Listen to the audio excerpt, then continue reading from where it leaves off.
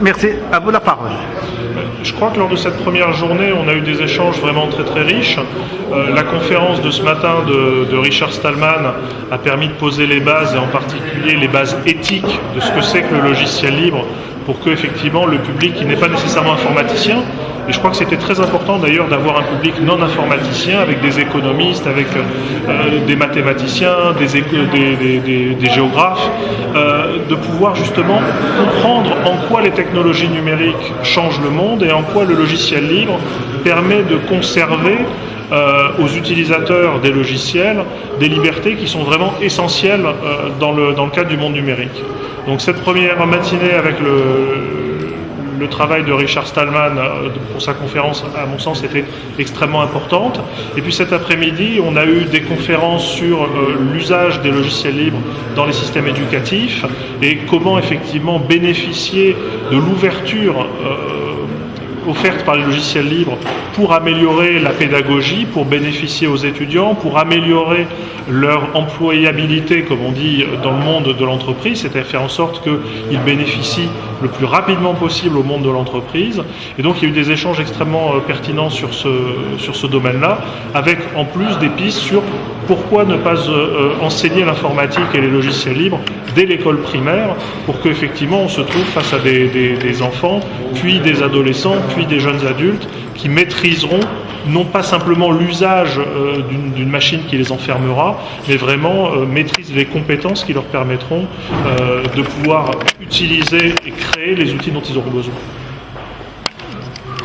Je crois que les étudiants ont été très intéressés puisqu'il y a eu un certain nombre de questions qui venaient de leur rang et là aussi de la part d'étudiants qui n'étaient pas nécessairement des étudiants en informatique, des étudiants qui utilisent habituellement certains logiciels et qui finalement, grâce à ça, se disent tiens, pourquoi est-ce que je ne vais pas basculer au logiciel libre et qu'est-ce que ça m'apportera de plus? Et je pense que là, ça a été l'occasion effectivement de leur donner un certain nombre de pistes de réflexion très utiles.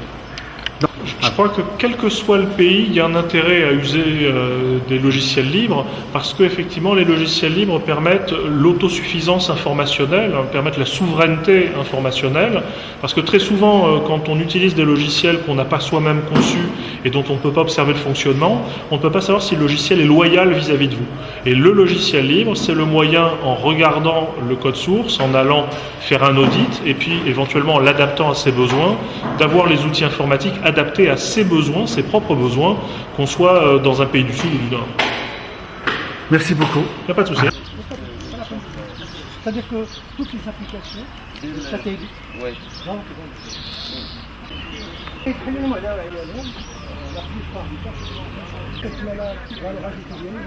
اللي كيخرجوا حتى ما ديروا بزاف كيقلقنا هو جو دي des ريلاسيون applications. فوالا ومع لا كوميونيتي malheureusement حنا في المغرب n'est pas assez développé, enfin l'Afrique n'est pas assez développée. Alors il y a une bonne communauté mondiale. Malheureusement J'espère monsieur Relani زعما يفكر انه من بعد يدير une association dédiée pour les livres. logiciels libres au Maroc. Ce serait une bonne chose. la prochaine حنا نعرضوا عليك عندك la prochaine promotion نعاود عليكم et vous expliquer.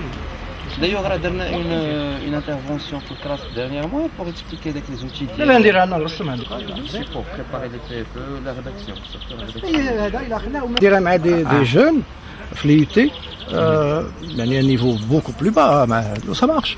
Ça marche là. باسكو ملي كتقول دير فيديو ندير فيديو وكتجي صعيبه هذه وهذه وهذه فاش تقول لي غنديرها في ماشين هذه ماشين كيدير اكسل نو نو شوف هذا قلب هو واحد العاده تيماتيك ça c'est ma technique زنانيه c'est كوبي رايت كوبي ليفت كوبي ليفت لا حتى ما كيقولوش في الليبر ما كنقولوش كوبي رايت كوبي ليفت هذا اللي شفنا في السامون صافي با ايفوليسيون كل عام يمكن تتبع كل عام يكون لا غير malheureusement dans nos pays صراحه في l'Afrique je parle d'une manière générale minimiser on est عقلي الحركه ديال لي بيرسون بحالكم هكا un petit chouï mais vous imaginez l'application pratique Donc, salam alaikum, Anis Moumen, la faculté de sciences et techniques d'Oknatra, l'université Ben Tofaï, et aussi membre et président de l'association SAWIZ, Scientific Association for Water Information System. Donc, تنشكروا في البدء المنظمين ديال هذا le colloque des logiciels libres, nous ont fait une invitation pour venir participer à cette importante rencontre. Il y a le fondateur du mouvement du livre, M. Richard Stallman, les نورنا pas mal d'informations على أولا وقبل كل شيء qu'est-ce que c'est que du libre, qu'est-ce que c'est que la différence entre le libre et l'open source, ou les quatre principes ديال le livre. Donc هذا le poster اللي شاركنا فيه واللي تشرفونا المنظمين بأنهم قبلوه من عندنا. C'est en fait une présentation du monde des systèmes d'information géographique libres, qui sont open source et gratuits. Donc, comme vous pouvez constater, donc, il y a énormément de logiciels développés par la communauté des SIG open source et libres. Donc, d'après un recensement fait par M. Snyder en 2013, publié dans un article en 2013, donc on trouve énormément de logiciels répertoriés dans différentes catégories. Catégorie bureautique, SIG bureautique, le SIG dédié aux télédétections, ça veut dire tout ce qui est lié aux satellites, etc.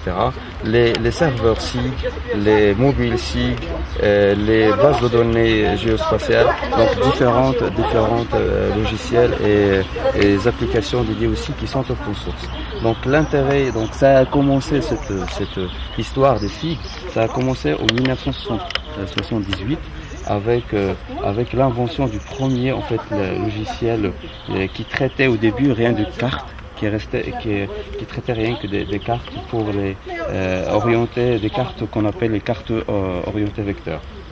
Puis après, à partir des années 80-82, avec en fait l'évolution qu'il y a eu donc à la naissance du mouvement du livre, M. Stallman, donc au début en 1984, donc l'apparition du logiciel GRESS-SIG, GRESS-GIS, le premier logiciel donc après la première initiative du logiciel qui traite de la cartographie, c'était le premier logiciel un peu beaucoup plus développé, beaucoup plus élaboré, et ça a été développé par l'US Army, l'US département de défense américain, et qu'il a rendu open source à partir des années 95. Et donc à partir de cette date, on a vu énormément de projets, et énormément de logiciels open source jusqu'aux années 2000, à partir de la fin des années 90 jusqu'aux années 2000 et jusqu'à aujourd'hui. Il y a énormément d'applications, il y a énormément de développement, et le plus important en fait avec ces outils, c'est surtout d'arriver à appliquer l'un des principes les plus importants du livre, c'est de partager l'information.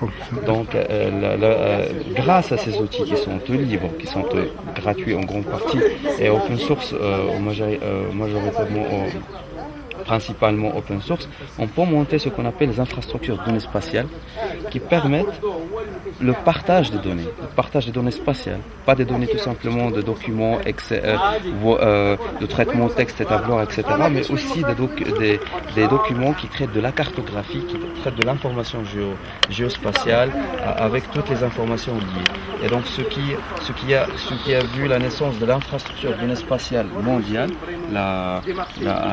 bien sûr avec le développement de ce mouvement en Amérique, et ce qui nous a permis aujourd'hui, parmi les cas d'utilisation aujourd'hui qu'on voit aujourd'hui, c'est par exemple Google Maps. Donc qui est une application de cette technologie, de la cartographie géospatiale avec des outils open source, et surtout l'apport de ces outils. Donc ce poster, c'est surtout pour montrer l'apport de ces outils pour monter ces infrastructures qui permettent l'accès, la mise à disposition et l'archivage, le traitement et surtout le partage des données qui peuvent soit des données détenues par X ou Y, ou surtout des données détenues par des administrations publiques. C'est l'objet de ce poster. Merci beaucoup. Merci beaucoup.